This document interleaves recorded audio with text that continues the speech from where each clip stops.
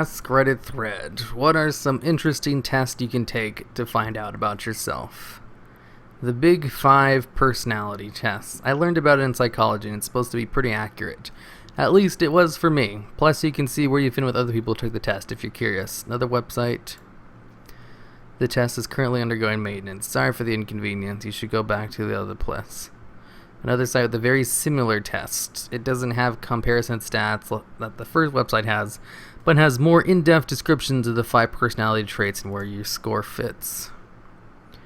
YouJustGotMe.com. Looks like that's taking forever. Sorry about the Reddit death hug on the sites. Here are some other sites where you can take the test. Let's see. Web page is not available. Let's not do that. The Big Five personality test. Looks like this one works. Let's take the Big Five personality test. Explore your personality with a highly respected 5-factor model, aka the Big Five. You'll see how you stack up to 5 major dimensions of personality. See, openness, conscientiousness, agreeableness, extroversion, and neuroticism. The Big Five models of personality is widely considered to be the most robust way to describe personal differences. It is the basis of most modern personality research. This 50-question inventory is based on questions used in professional research settings and will evaluate your personality on each of the 5 sectors. Time to take 15 minutes. Bullshit, it takes 15 minutes. Let's see how fast I can do this. I often feel blue. Inaccurate. I feel comfortable around other people. Accurate. I believe in the importance of art. Sure do. I have a good word for everyone. Yep, I'm often down in the dumps. Nope, I make friends easily. Yep, I tend to vote for liberal politics. Yep, I believe that others have good intentions. Yep, I am always prepared. Not really. I dislike myself. Not at all.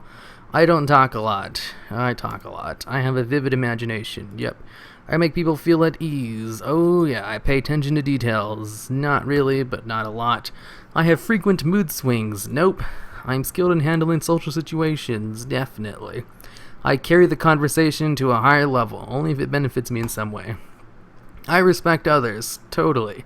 I get chores done right away. Yep. I panic easily. Not at all. I'm the life of a party. Nope. I enjoy hearing new ideas. Middle. I accept people as they are. Yep. I carry out my plans. Yep. I rarely get irritated. Yep. Is that all 50 questions? I know how to captivate people. Accurate. I am not interested in abstract ideas. Not at all. I have a sharp tongue. Totes. I make plans and stick to them. Yep. I seldom feel blue. Yep. I have little to say. Nope. I do not like art. Nope. I cut others to pieces. Nope. I waste my time. Nope. I feel comfortable with myself. Yep. I keep in the background. Kind of. Kind of not. I avoid philosophical discussions. No, not at all. I suspect hidden motives in others. Nope. I find it difficult to get down to work. Nope. I am not bothered easily by things. What's with this negative? I am not easily bothered by things. I'm trying to figure out what this question's saying. So I'm not easily bothered by things, which means I'm pretty easygoing, so yes. Don't sweat the small stuff. I would describe my experiences as somewhat dull. Nope. I do not enjoy going to art museums. Not really. I do like art, but most museums have some shitty art. I get back at others. Actually, I should probably put this in a middle ground because it'll make me seem less cultured. I get back at others. Nope, very forgiving. I just enjoy work to get by. Love my job. Nope. I'm very pleased with myself. Yep, I don't like to draw attention to myself. I tend to vote for conservative politic candidates. Nope. I insult people. Nope. I don't see things through. Nope. I shirk my duties. Nope. Pretty good at getting stuff done. Political views. Oh shit, this might take me 15 minutes. Do you consider yourself somewhat liberal? I didn't vote. In general, how interested in politics? Not very interested. Do you support higher taxes for the rich? No. Do you support gun control? No. Do you support legalized gay marriage? Yes. Do you support public government-run healthcare? Do you support the death penalty? No. What is your age? 22 to 29. What is your gender? Male. Score it. I try to do this quest as fast as possible. No thanks, just show me my results. You are highly open to experience. Your score for openness was a high at 90%. Openness describes a person's tendency to think in abstract, complex ways. High scores are prone to associate thinking, meaning they readily see relationships between things. People high in openness are more able to connect seemingly unrelated concepts, making them more likely to appreciate art and unusual ideas. People who are high in openness are typically creative, imaginative, adventurous, and intellectual, unconventional, artistically inclined. High openness scores are more likely to be politically liberal and to participate in artistic and cultural activities in their leisure time. They tend to be drawn to artistic and scientific careers. High openness scores are also more likely to have a high IQ. I don't know about high IQ, but I definitely have a artistic job. You are highly conscientious. Ooh, I need a drink of water. Highly open to experience. Yep, that sounds like me. Highly conscientious. Conscientiousness describes a person's ability to exercise self-discipline and control in order to pursue their goals. High scores are organized and determined and are able to forego immediate gratification for the sake of long-term achievement. It's only because I worked on that this year. If you'd asked me these questions like a year ago, I totally would have failed this part. And since I work for myself, I really have to I really had to learn how to set goals and complete them and schedule my time correctly. Otherwise, I'd never get anything done. People who are high in conscientiousness are usually orderly, dependable, hardworking, cautious. People in conscientiousness are more likely to be successful in their careers and blah blah blah. You are highly extroverted. Your score for extroversion was high at 70%. Extroverts describes a person's inclination to seek stimulation from the outside world. People who are high in extroversion are highly motivated to experience the thrills and achievements that life has to offer. They engage actively with their surroundings to pursue satisfying rewards, especially social rewards like friendships, admiration, power, status, excitement, and romance. People who are high in extroversion tend to be friendly, gregarious, adventurous, enthusiastic, ambitious. I don't know, I fake all these pretty well. I'm actually an introvert, though. I pretend to be an extrovert, though, to manipulate people. People who are high in extroversion are more likely to have many friends and an active social life. Nope. They also tend to have more romantic relationships. Extroverts express more positive emotions than non-extroverts, and typically have more energy. Well, I display positive emotions, but I'm not an extrovert, and I don't have a lot of energy. Extroverts are also more likely to be ambitious and interested in increasing their social standings. Nope. They tend to work hard to achieve power and prestige and get a special thrill from going after rewards such as money, status, or attentions from others. Well, I can't deny that. I do love attention from others. You are high in agreeableness. Your score for agreeableness was high at 90%. Agreeableness describes a person's tendency to put others' needs ahead of their own. No. And to cooperate rather than compete with others. People who are high in agreeableness experience a great deal of empathy and tend to get pleasure out of serving and taking care of others. Yeah, that's the complete opposite of me. People who are high in agreeables tend to be kind, sensitive, cooperative, compassionate. Nope. Agreeableness is a good predictor of the quality of relationships. People high in this trait are more likely to keep friends and less likely to fall out with people. They are more likely to think of others people kindly and be forgiving of faults or slights. You see, this last part is totally me. Everyone's flawed, so I don't really nitpick very much. And I'm very forgiving of faults or slights. But everything else in the agreeableness is just so not me at all. You are low in neuroticism. Your score for neuroticism was low at 0%. Neuroticism describes a person's tendency to experience negative emotions, including fear, sadness, anxiety, guilt, and shame. While everyone experiences these emotions from time to time, people low in neuroticism seem especially resistant to them. People who are low in neuroticism are typically carefree, optimistic, relaxed, self-confident, and calm. Alright, all those describe me perfectly. Low neuroticism scores are less likely to get divorced or suffer mental illness. They tend to They tend to handle stress well and take unfortunate events in stride. Major stressors like losing a job or getting a divorce are less likely to cause depression or anxiety in people who have low levels of neuroticism. In general, low neuroticism scores report solid self-esteem and a positive outlook on life. So low is a good thing, and since I'm at 0%, I'm just a great person, I guess. I always thought these personality tests were flawed, and after doing that, I still think that.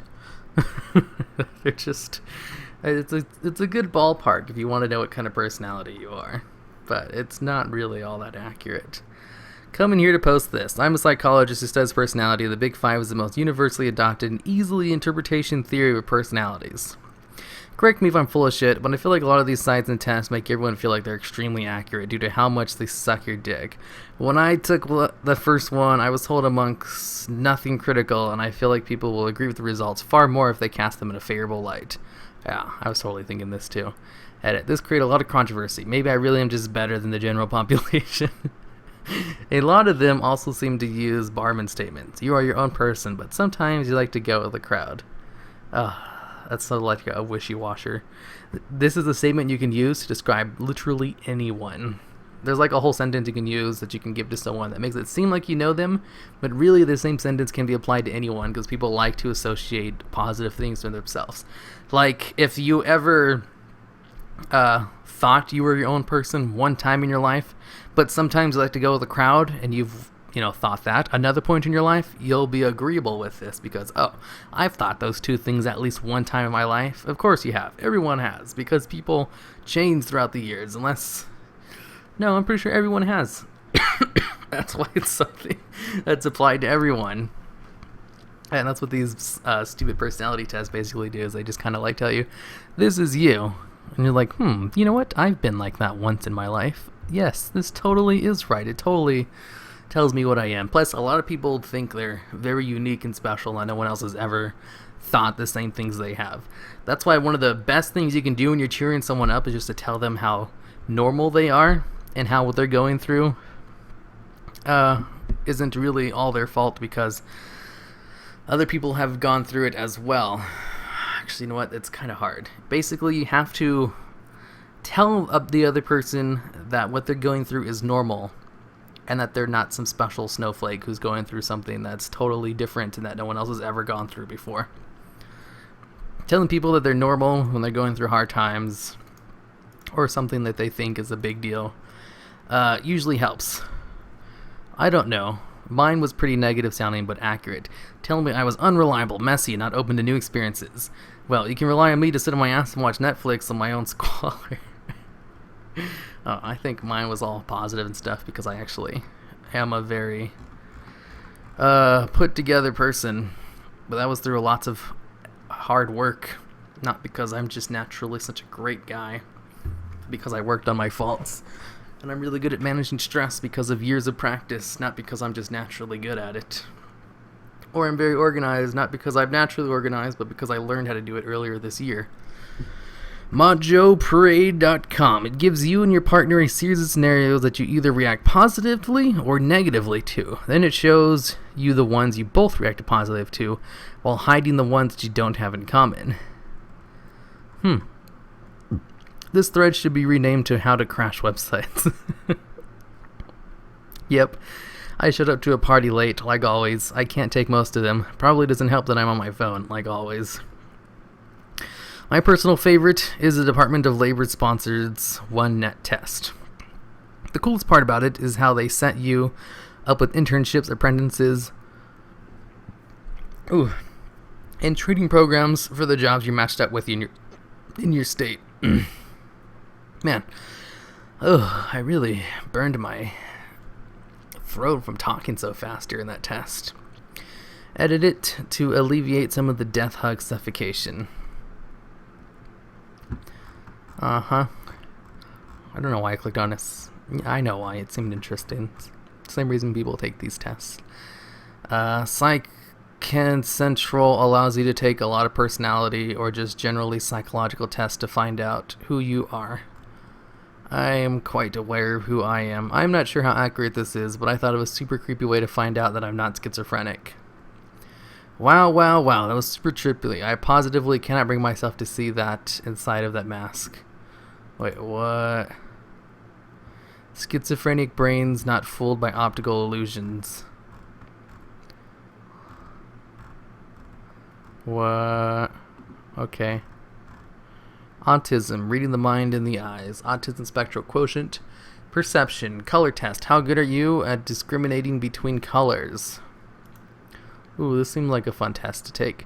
Drag and drop the colors in each row and arrange them by hue order. The first and last color chips are fixed. So on score test when done. In hue orders? I don't know what that means. How well can you see color? Fact. 1 out of 255 women and 1 out of 12 men have some form of color vision deficiency. Take the online color challenge based on the Farnsworth-Munsell 100 hue test. So, like darkest to lightest? Seems like a pain in the ass. The hollow mask illusion. For normal people, an inverted mask looks like an extruding face. People with schizophrenia, however, see it as an inverted mask. Huh. Neat, I guess. ADHD quiz. This is a very short ADHD quiz that is often used by psychologists when evaluating people for the disorder. Attention deficit disorder test. Use this quiz to help determine if you need to see a mental health professional for diagnosis and treatment of ADD or ADHD as an adult. Instructions. Simply answer the questions on how you behave and felt during the past 6 months. Take your time and answer truthfully for the most accurate results. I am 23 years old and male. How often do you have difficulty sustaining your attention while doing something for work, school, a hobby, or fun activity? E.g., remaining focused during lectures, lengthy reading conversations. How often do you have difficulty sustaining your attention? Often. How often are you easily distracted by external stimuli, like something in your environment or unrelated thoughts? Often. How often do you avoid, dislike, or reluctant to engage in tasks that require substantial mental effort or thought? Often. How often do you have trouble listening to someone, even when they are speaking directly to you, like your mind is elsewhere? Sometimes. How often do you have difficulty in organizing activity or tasks needed to get done? E.g., poor time management, fails to meet deadlines, difficulty managing sequential tasks? Rarely. How often do you fail to give close attention to details, or make careless mistakes in things such as schoolwork, at work, or during other activities? Never. How often do you forget to do something you do all the time, such as missing an appointment or paying bills? Never. How often do you lose, misplace, or damage something that's necessary in order to get things done?